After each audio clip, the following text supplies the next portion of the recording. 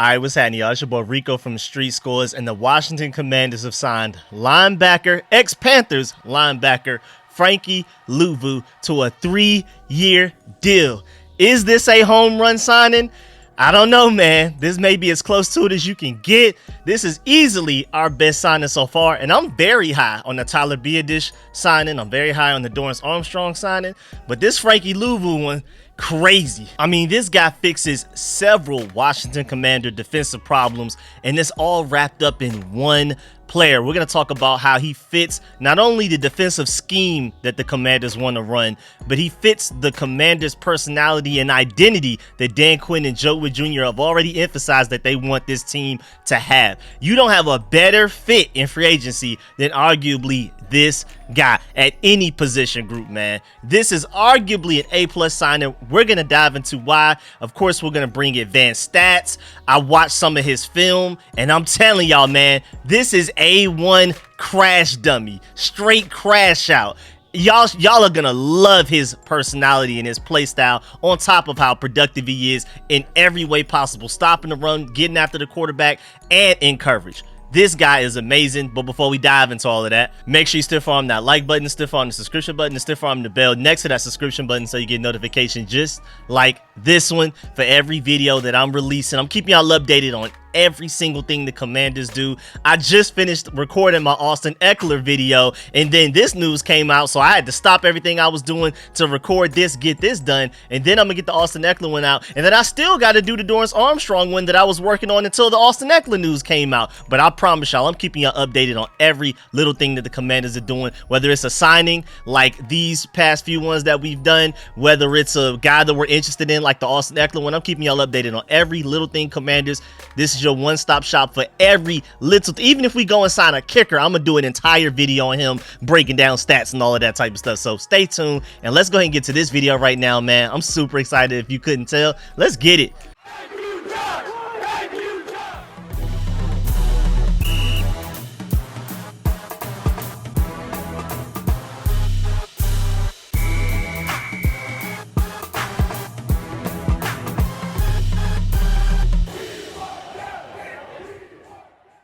All right, so breaking news. The Washington Commanders are signing free agent linebacker Frankie Luvu to a 3-year deal worth a max of $36 million.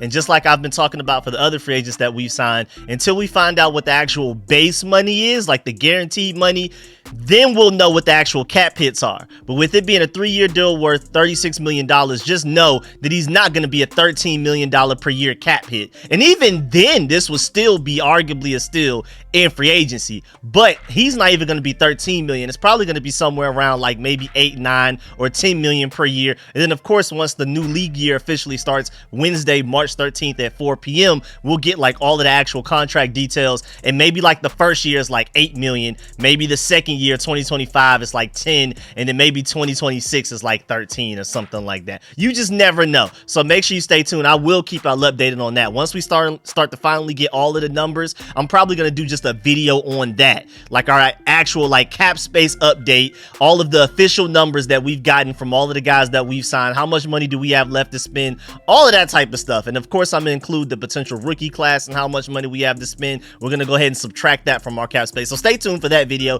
That will come within a few days as well, so we're gonna look out for that. But most importantly, back to the star of the show, Frankie Luvu. He most recently played in Carolina under defensive coordinator Phil Snow. And shouts out to my boy Resh Manuel, because you know he's always the one that's going to bring these random background facts, just in case if you didn't know type of facts.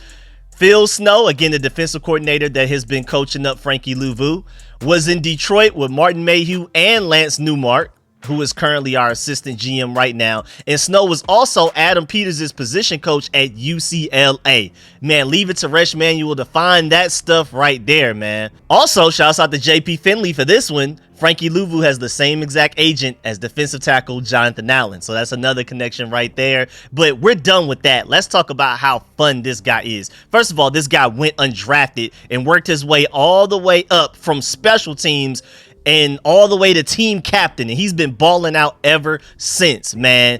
And if we're talking about aesthetic and like personality and play style and things like that, he may very soon end up being one of my favorite players on defense, man. He's very physical and nasty, man. Also, before we do a deep dive into him, just know the Pro Football Focus felt like he was the second best linebacker available out of this entire free agency cycle. So keep that in mind as well. This is not just some random guy. A lot of people don't really know about him because a lot of people only care about who was drafted in the first round, who was drafted in the second round. Again, this guy went undrafted, but he's worked his way up.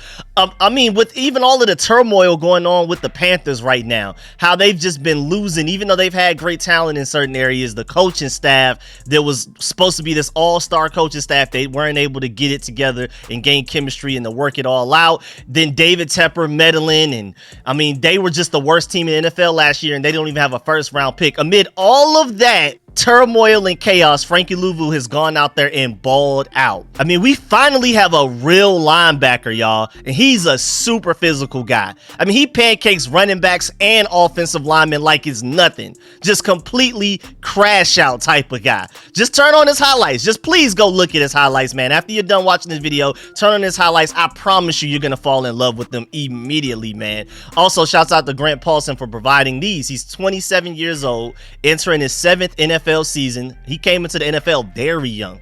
3 years with the Jets, last 3 with the Panthers. He's mainly a Mike linebacker, which is huge for us, but he's also extremely versatile.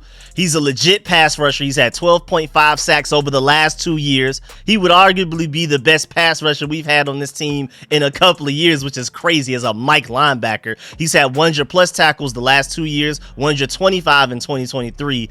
And again, he's extremely versatile, man. You can use him in any way. Coverage, stopping the run, rushing the passer, whatever you want, he can do it all. And with Jamin Davis reportedly from Dan Quinn himself saying that they're going to move him into more like a role like a Micah Parsons, where he'll go after the quarterback far more often than he has under Ron Rivera and Jack Del Rio and all of those guys that drafted him. He's still going to be in coverage. I think he'll, like, compared to Micah Parsons, he'll probably be in coverage more. Micah Parsons is probably going to rush the passer more. But compared to what Jamin Davis has done previously for the Commanders these past few years, Jamin Davis is definitely going to be going after the quarterback way more and literally coming off as like a smaller 3-4 outside linebacker edge rusher, very similar to a Micah Parsons. And so with that, we already had a need for a run-stuffing Mike linebacker. Now we need it even more if you're going to take Jamin Davis and use him as like a will linebacker and more so like a pass rusher, even more so than before, and having him basically be a run stuffer even less than he has previously before. This is going to be like the least run stop in Jamin Davis we've ever seen. So we had an even bigger need for Mike linebacker after Dan Quinn said that, even more than we had before, which we've been looking for years now. And then you bring in this guy that's super physical. I'm telling you, I don't think y'all understand. We finally have a true Mike linebacker. I know I'm repeating myself there, but I don't think y'all really understand how monumental that is, man. And he's a true crash out that just wants to run everybody over and will allow his teammates to eat. There's so many times in his highlights where he's just completely pancaking an offensive lineman, and then somebody else is able to make the play because now there's a guard on his back because of Frankie Luvu. Your Mike linebacker did that, not Deron Payne or Jonathan Allen, one of your defensive tackles. Your Mike linebacker put an offensive lineman on his back. And then of course it's unfair when he's matched up against a running back. There's a running back matched up against him in pass protection, that quarterback's basically cooked. And then that's scary for an offensive coordinator, because at this point you're like, what do we even do? How do we find a way to account for Frankie Luvu attacking our quarterback when the running back has no chance of even trying to stop him? It's scary stuff, man. And again, he's only 27 years old. Keep that in mind while we're talking about everything that we're about to talk about now, especially diving into a lot of his stats.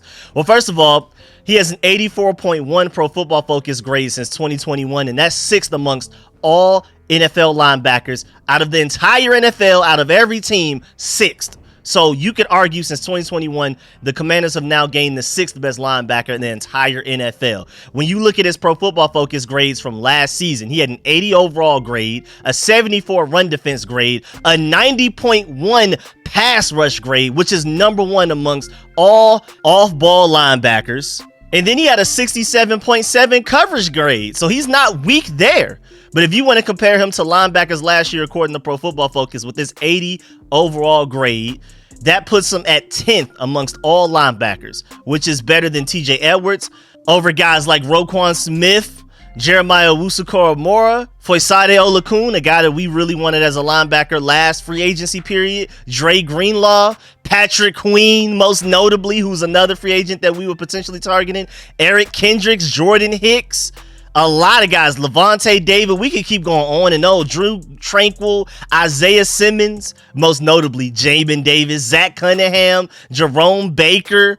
A lot of the elite linebackers, Frankie Luvu has actually outperformed them at the very least this past season. I mean, let's just talk about his combined stats over the last 2 seasons. 12.5 sacks, ridiculous. 236 combined tackles, 29 tackles for loss, 1 interception, and 3 forced fumbles. And again, he's only 27 years old, so he may just be entering his prime, and he may be even better moving forward, especially under assumed better coaching under Dan Quinn and Joe Wood Jr. They did a pretty good job with him in Carolina, but I think handing him over to Dan Quinn and Joe Wood Jr. will only bring out even better production from him and an even better version of himself. If he's a top 10 linebacker already, I can see him being like a top 8, top 5 linebacker under this coaching. Ken Norton Jr. is our linebackers coach, y'all. Come on now. And what's even crazy is that he's been better at getting sacks than any Washington Commander edge rusher the past 2 seasons. That's terrible. That's a really bad thing on us, but that's also a really good thing for him. But it's both, basically. Now imagine what Dan Quinn and Joe Wood Jr. can do with him now. I mean, this guy had 20 quarterback pressures and 5.5 sacks in 2023 after putting up 23 quarterback pressures and 7 sacks in 2022. We are about to get after the quarterback, people. Between Dorrance Armstrong, who we just added, Jamin Davis in a new role, and whoever we end up potentially drafting, because I would still take Darius Robinson in the 2nd round, even with all of the additions that we've made. And then you add Frankie Luvu. Quarterbacks are about to be running for their lives, y'all. And that's great for this secondary. That's a very underrated move for this secondary. I don't think a lot of people are thinking about that. That with Dan Quinn and Joe Wood Jr., they want to take risk and they want their DBs to hunt interceptions like Dallas has done for the past 3 years, leading the NFL in takeaways over the past 3 seasons. It's chess, not checkers, y'all. How do you get Emmanuel Forbes to play better and be more productive? Well, of course you give him better coaching, that's one, but also you give him a deadly and consistent pass rush, and signing guys like Dorrance Armstrong, giving Jamin Davis a new role, and then signing a guy like Frankie Luvu, and again, depending on who we end up taking in the draft, does exactly that. So I'm expecting Emmanuel Forbes to be able to look basically more like what he looked like at Mississippi State than what he looked like for us last year, because instead of the very passive defense that they had Emmanuel Forbes working in under Ron Rivera and Jack Del Rio, they'll allow him to be far more aggressive, hunt interceptions, take risk like he did for Mississippi State, which is why he was setting interception records over there, and he could potentially be a match made in heaven in this Dan Quinn defense now that they've officially gotten him a potentially deadly pass rush. At least they're working towards giving him a deadly pass rush to allow him what he does best and basically be like a Trevon Diggs or a Deron Bland. And Emmanuel Forbes was drafted higher than both of those guys for a reason. The talent's there, the scheme fit just wasn't last year, and I think this is the perfect scheme fit to get the most out of Emmanuel Forbes, so I'm super excited. And even though coverage may be the least great part of his game, and I call it the least great and not worse for a reason, because he's still good at it. I mean, he had a coverage grade of 67.7 like I mentioned earlier. They feel like that's in the same ballpark of like a Jeremiah Owusu-Koramoah, Foyesade Olakun again, Jordan Hicks, Zach Cunningham, Devin Lloyd, and even better than like a Levante David or a Drew Tranquil. Most importantly, better than like a Cody Barton. And then on top of all of that, he's only committed 2 penalties throughout his entire career, 6 years of being in the NFL. That is ridiculous, y'all. You know how David Mayo and Cody Barton was just destined for a penalty. And then Jamin Davis was out there. He had to get penalties sometimes just to tackle a running back before he would be open for a deep pass, running a wheel route. Like, there were times last year where Jamin Davis was like, well, instead of allowing a 40-yard touchdown pass to this running back, I'll just tackle him now. And at worst, they get like maybe 10, 15, 20 yards off of it. And I mean, hey, smart play technically from Jamin Davis, but you don't have to worry about that with Frankie Luvu because he's so great in coverage. He doesn't have to do those things. And even though he's extremely physical, like freakishly physical, and just a straight crash test dummy, like literally getting into car accidents every snap, he didn't miss a single game last season. Let's talk about that too. 2 penalties since he's hit the NFL. Didn't miss a single game last year while being extremely physical. He's great against the run. He can rush the passer better than, according to Pro Football Focus, than any other off-ball linebacker in all of football in the entire NFL. And he's also solid in coverage. I mean, what is there not to like about a guy like this? And even national analysts that have no bias for or towards the Commanders love this signing. You have Josh Norris, who literally tweeted, Frankie Luvu and Dan Quinn and Joe Witt Jr.'s defense will be super fun to watch. He's keeping tabs on it. Craig Hoffman talked to a Panthers reporter voice type of guy, and he said, quote, you guys got a good one. He plays with his hair on fire. He's always around the ball. He was the heart and soul of that defense. He's going to be hard to replace, unquote. That's coming from a guy close to the Panthers.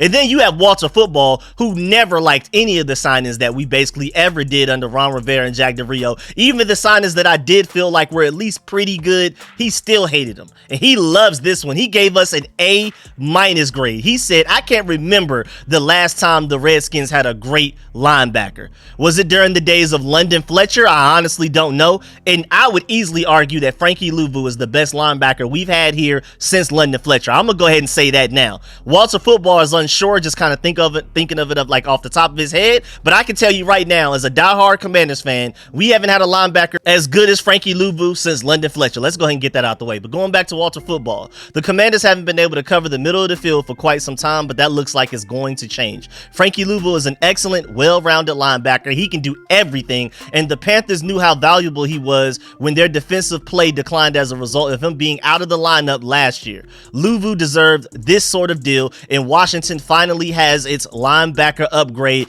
And boy, you can say that again with the word finally. Finally, man. And then there's also an argument to be made that this was the best linebacker we could have gotten off the market. Again, Pro Football Focus had him rated as the second best linebacker available out of this entire free agency class. And I've said in previous videos, even with Patrick Quinn out there, I'm not 100% sure that he's not dependent on Roquan Smith next to him as another linebacker and Mike McDonald being his defensive coordinator for him to be any good, because he was bad until both of those people came into his life 2 years ago. Can he actually succeed independently from those guys? We're not sure. Meanwhile, who has Frankie Luvu had around him and coaching him up that provided like a crutch that we could say he's dependent on, and the reason that he played so well? I would argue nobody. I mean, again, Snow did a pretty good job coaching him, but it's not like Frankie Luvu had Roquan Smith next to him. Teams were game planning against Frankie Luvu, and he was still being that productive.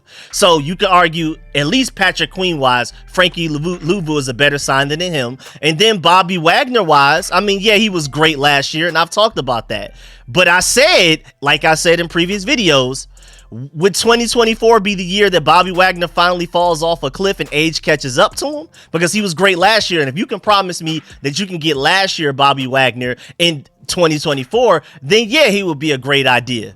But on top of that, Frankie Luvu is the future of linebacker for us because he's 27 years old. Bobby Wagner would have been at best a 1-year cheap deal from the Seattle Seahawks, just like he got with the Seattle Seahawks last year. So this is a better signing future-wise than Bobby Wagner, obviously, just because of age. And then even right now-wise, I would argue he's a better linebacker than Patrick Queen. Pro Football Focus feels the same. The stats say it as well. You literally can't miss with a guy like Frankie Luvu. I love how Adam Peters and company are filling some of our biggest holes in free agency. Most importantly, so that we can go into the draft, and when we're in the draft, we're drafting who we want to, not who we need to, which will allow us to go best player available as much as possible. And y'all know I'm a big fan of best player available, man. Just take the most talented guy and you'll figure it out. Because eventually the guy that's in his way right now, that's the current starter that you're drafting that same guy at the same position for, he may end up leaving in like a year or two in free agency. And now you're going to be sitting there with an average starter in his spot, because instead of going best player available when you could have a couple of years ago,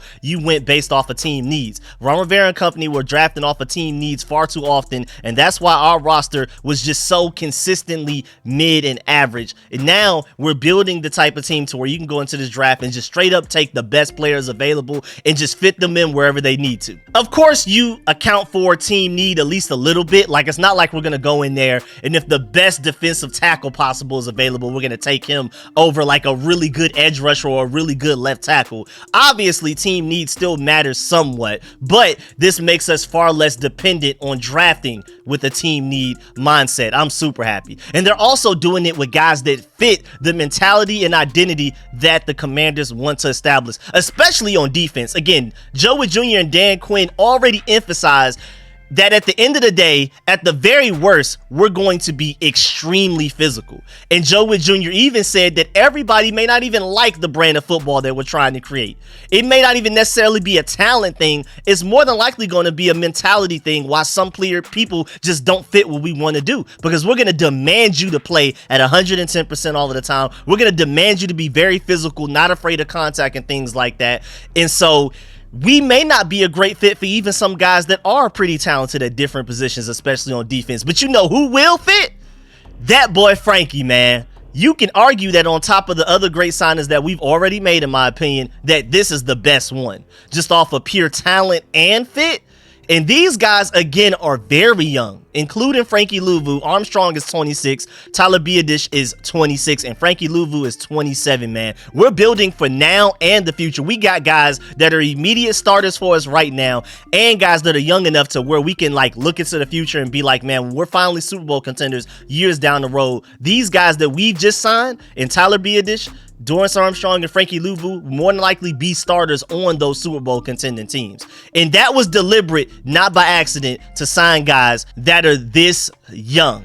That was definitely a strategy they went with going into free agency. Also, shouts out to Burgundy Blog, because I completely agree with this statement. Armstrong, Biadasz, and Luvu should be three capable starters, young, durable, clear positions, reasonably priced, no baggage. I think Peters is Dylan. I completely agree, and I also agree with John Com right here. Don't think it's any coincidence that Washington focused on bolstering the middle with two of their first three agreed to deals today. After the deadline deals, heard talk about becoming stronger up the middle on both sides. Got a center and another linebacker so far. Maybe there's more on the way, but I know a lot of y'all were worried about how the Green Bay Packers did the Cowboys, most specifically Dan Quinn and Joe Wood Jr. in the playoffs. Well, I talked about in a previous video that linebacker, especially middle linebacker, is going to be a huge need for Dan Quinn and company, because that's why they got abused that bad. They couldn't stop anything in the middle against the Green Bay Packers, which forced them to focus on allocating more defensive resources towards the middle, which opened things up to allow them to make big plays in the passing game and things like that. If they could have a guy like Frankie Luvu, I'm telling you, if the Dallas Cowboys last year had Frankie Luvu, that game doesn't go how it goes. Just plain and simple. Maybe the Green Bay Packers still win. I'm not saying the Dallas Cowboys would have won that game just simply because of Frankie Luvu, but the Dallas Cowboys did not have a Mike linebacker as good as Frankie Luvu, not even close last year. And Frankie Luvu would have stopped a lot of that nonsense going on in the middle of the field against the Green Bay Packers in that game, and the game doesn't go anywhere near the way it does. The Green Bay Packers don't score nearly as many points, in my opinion, and Frankie Luvu is in that defense, because it was a domino effect, again, of them not being able to stop middle of the field things, so they had to force people to come down and kind of fill up the box, make the box a little bit heavier, and then that made them susceptible to bigger plays down the field, which Jordan Love took advantage of. And Frankie Luvu can get after a quarterback again, the #1 pass rushing off-ball linebacker in the entire NFL. So that's another aspect to where, like, Jordan Love doing all of that improvising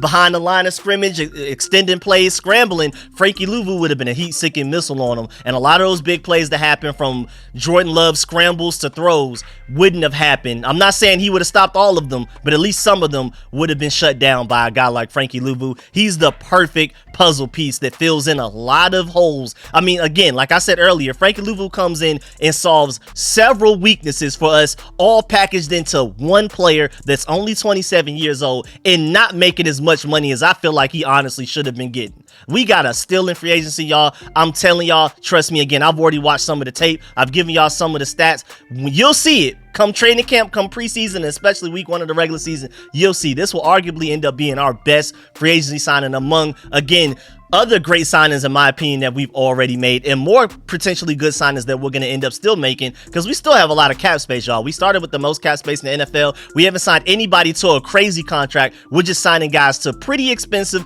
but great value contracts. I think everybody that we've signed is going to outplay the contracts that they've gotten, most notably Frankie Luvu, and we still have money to spend if we want to go get potentially a left tackle like Tyron Smith. I hope we do. If we do that, we're done. At that point, we won free agency. I don't even care what else we do. I'm ready for the draft. But yeah, man, that's the end of this video. Please get in the comment section. Let me know how you feel about everything discussed in this video. Please stiff arm that like button, stiff arm the subscription button, stiff arm the bell next to that subscription button so you know to get a notification every time I release an informative and opinionated video just like this one. I'm all over the place. I'm sorry for the mess ups and stutter and anything like that. My brain is still on Austin Eckler. My brain is still on Dorrance Armstrong Jr. I still got to finish those videos, and I'm out here seeing random notifications about us doing even more things before I'm even done recording this, and I'm seeing other teams do stuff, so it's chaos right now. But stay tuned, because I'm your one-stop shop for everything Commanders. Anything that concerns the Commanders, I have y'all updated again. Even if it's something as small as signing a kicker, I will do a whole video on that. And anybody that we're potentially interested in, like an Austin Eckler, where we haven't signed him necessarily,